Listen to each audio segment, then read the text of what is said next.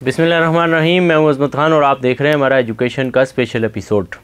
नाज़रीन, आपने देखा होगा कि हमने चंद रोज़ कबल आपको Dawood University of Engineering and Technology के हवाले से एक ख़बर ब्रेक की थी और उसमें हमने आपको बताया था कि यूनिवर्सिटी की जानिब से कुछ असामियाँ मुश्तहर की गई हैं जिनमें उन्होंने कहा है कि हमें ये लोग इन असामियों पर चाहिए हैं।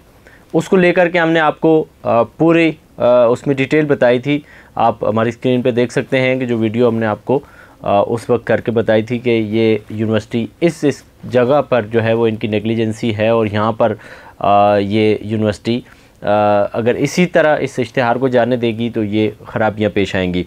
हुआ यूँ कि 5 मार्च को यूनिवर्सिटी के रजिस्ट्रार साहब ने एक इश्तिहार दिया अखबार में। उन्होंने कहा कि हमें ये पोस्टें चाहिए और उसके बाद 7 तारीख को समरी मूव होती है। सेक्रेटरी बोर्ड एंड यूनिवर्सिटी मुरीद रायमो साहब ने एक समरी मूव की वज़ीर आला को कि हमें इन पोस्टों के लिए इजाज़त दी जाए। चूँकि सिंध काबीना का जो इजलास हुआ था उसमें ये फ़ैसला हुआ था कि किसी भी किस्म की कोई पोस्ट होगी उस असामी को फुलफ़िल किया जाएगा तो उसकी CM से मंजूरी ली जाएगी। तो इसी वजह से इन्होंने CM साहब से मंजूरी के लिए 7 मार्च को समरी मूव करवाई। 5 तारीख को अखबार में इश्तिहार आ चुका, 2 रोज़ बाद समरी मूव हुई और फिर 4 अप्रैल को इश्तिहार आने के 29 दिन बाद यानी कि 5 मार्च को इश्तिहार आया था और 4 अप्रैल को CM ने इजाज़त दी। और उसके पैरा नंबर 4 पे हमारी स्क्रीन पे आप देख सकते हैं कि जो CM ने दस्तखत किए और उसमें उन्होंने कुछ हिदायत दी हैं। उन्होंने ये कहा है, CM ने जो सेक्रेटरी की समरी मंजूर की है उसमें उन्होंने कॉन्ट्रैक्ट पर भर्तियां करने का कहा है। CM साहब ने उसमें लिखा है वाज़े तौर पर कि ये भर्तियां जो आप करेंगे ये कॉन्ट्रैक्ट पर भर्ती करेंगे। दूसरा उन्होंने लिखा है कि Dawood University of Engineering and Technology जो है इसके रूल्स के मुताबिक ये भर्तियां करेंगे। अच्छा, अब ये ज़ाहिर दोनों चीज़ें उन्होंने ये लगाई हैं। और तीसरी बात ये है उसमें कि ये जो आप इजाज़त दे रहा हूँ इसके बाद इश्तिहार और ये सारी चीज़ें उसके बाद डेफिनेटली जब आपको एक इजाज़त मिली है तो उसके बाद ही इश्तिहार दे करके ये होना है। तो पिछला इश्तिहार वो ज़ाहिर यूनिवर्सिटी को वापस लेना पड़ेगा। अगर उसी पे करेंगे तो कोई एक बंदा कोर्ट जा करके ये सारा मामला ख़त्म हो जाएगा।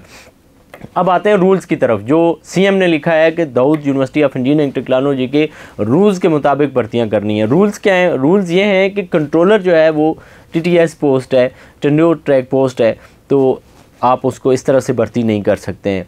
दूसरा रूल्स क्या है? रूल्स ये हैं कि डायरेक्टर HR की कोई पोस्ट नहीं है यूनिवर्सिटी में। डायरेक्टर HR की कोई पोस्ट नहीं है यूनिवर्सिटी में और इन्होंने यहाँ पर मांगी हुई है। ज़ाहिर है किसी बंदे को खपाना होगा HR की, उसके पास डिग्री होगी और इन्होंने कहा कि चलो हम इसको कर लेंगे। तो जब ये पोस्ट ही नहीं है, वो भी मैं आपको बताऊंगा कि कैसे नहीं है। डायरेक्टर HR की पोस्ट नहीं है, उस पर भी ये भर्ती करने जा रहे हैं। उसके अलावा पोस्ट ग्रेजुएट स्टडीज़ की इन्होंने एक डायरेक्टर मांगा है, उसकी भी पोस्ट नहीं है। यूनिवर्सिटी में ये 2 पोस्टें हैं ही नहीं है जो ये फुलफ़िल करने जा रहे हैं।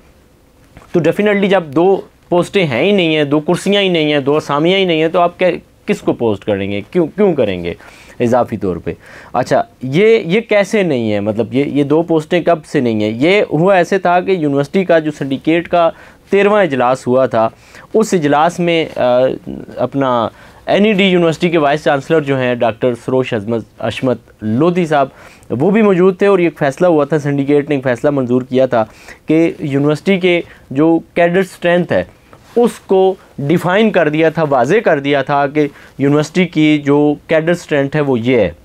मतलब ये CM, ये वाइस चांसलर होगा, ये प्रो वाइस चांसलर होगा, ये रजिस्ट्रार होगा, ये कंट्रोलर होगा, ये डिप्टी कंट्रोलर होगा, ये डिप्टी रजिस्ट्रार होगा। इस तरह से पूरा एक ज़ाब्ता तय कर लिया गया था कि कैडर पोस्टें ये होंगी।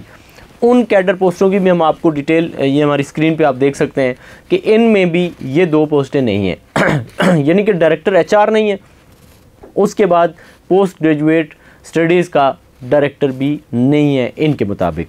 अब यूनिवर्सिटी क्या कर रही है? यूनिवर्सिटी कैडर स्ट्रेंथ से हट करके ये 2 पोस्टें भी कर रही है और तीसरी जो वो कर रहे हैं कंट्रोलर को पोस्ट कर रहे हैं, ये भी यूनिवर्सिटी गलत कर रही है। अब आने वाले दिनों में देखा जाएगा कि यूनिवर्सिटी के रजिस्ट्रार शाह साहब जो हैं वो क्या करते हैं। आसिफ अली शाह साहब वो इस इश्तिहार को वापस लेते हैं, यानी कि वो सादा अल्फाज में अगर ये कहें कि आसिफ अली शाह साहब CM सिंध की बात को मानते हैं या नहीं मानते, अपनी चलाते हैं। आने वाले दिनों में इस पर हम आपको मज़ीद अपडेट रखेंगे। इसी के साथ अपने मेज़बान अजमत खान को दीजिए इजाज़त। अल्लाह ने के बाद।